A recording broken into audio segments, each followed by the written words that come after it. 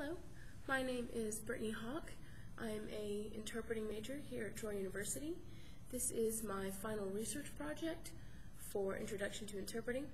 The topic is on the effect of mental illness on the deaf community and interpreters. Enjoy.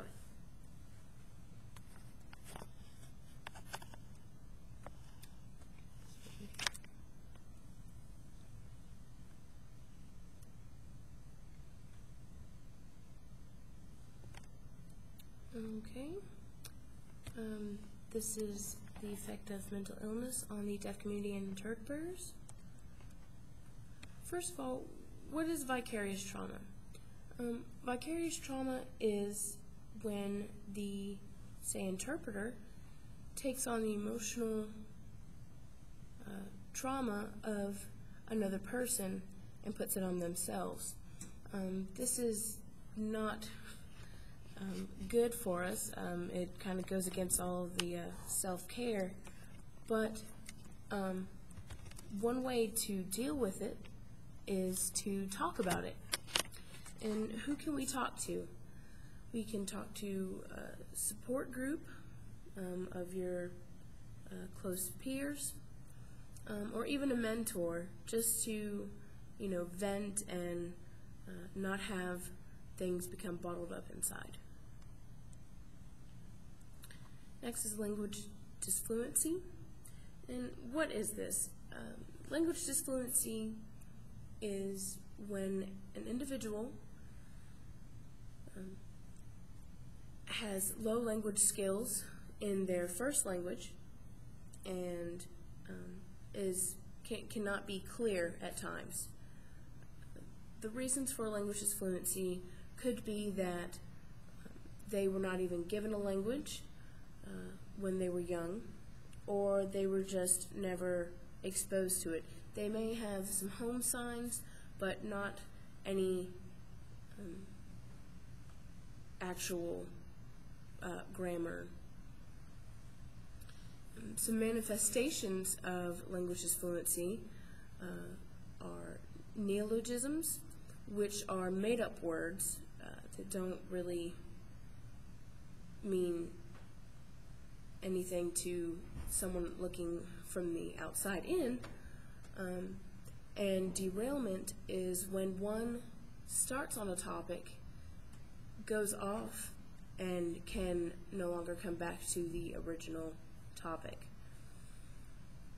A way to handle language disfluency and its manifestations is to bring in a certified deaf interpreter, or a CDI. This person is beneficial to help with the situation because they share that common first language and are able to pick up on those little details. Another way to approach language disfluency, especially in the mental health setting, is to use the third person. This means saying the consumer, he is saying that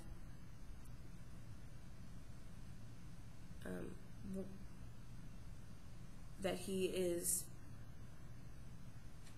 angry, or he's using this sign correctly but in the wrong location, and so on and so forth. You don't want to use first person because it may skew the interpretation, and the mental health professional who is evaluating this individual may give a wrong diagnosis.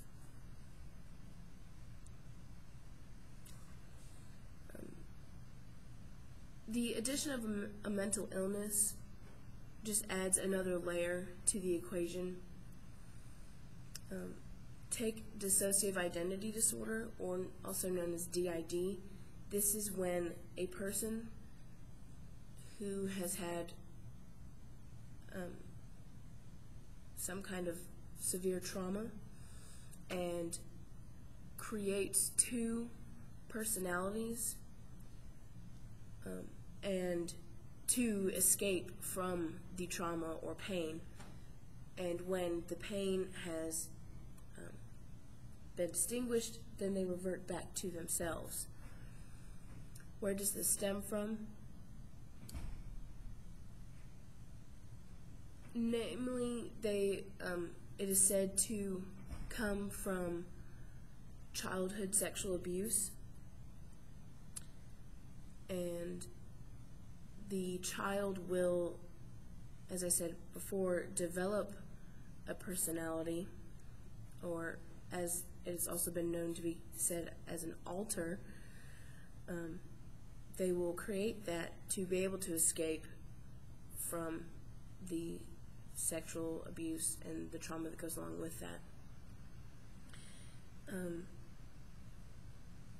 Another form of trauma that could possibly develop the DID would be trauma of isolation.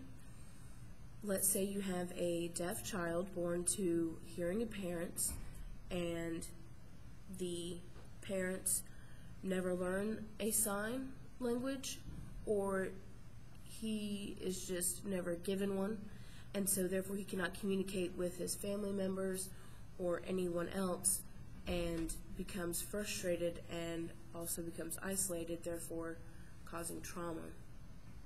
And that might be a reason why some deaf have DID. Okay, and in closing, the language disfluency has many different manifestations, such as derailment and neologisms. This can make the interpreting process somewhat difficult, but with the help of CDIs, the task may not be as hard. The interpreting situation will become more troublesome when a mental disorder is added to the equation.